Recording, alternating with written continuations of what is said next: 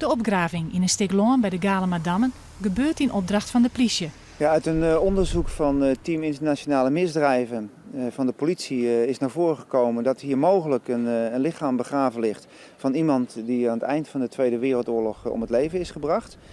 En wij gaan op dit moment kijken of die informatie klopt. Het onderzoek wordt dient door de bergings- en identificatiedienst van de Koninklijke Landmacht.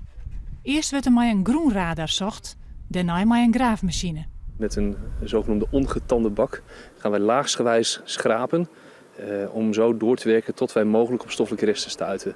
Het verhaal gaat dat hier een man begroeven is die in de oorlog deersketten is. Hij zou collaboreerd hebben met de Duitsers en toch mensen van het verzet liquideerd wezen.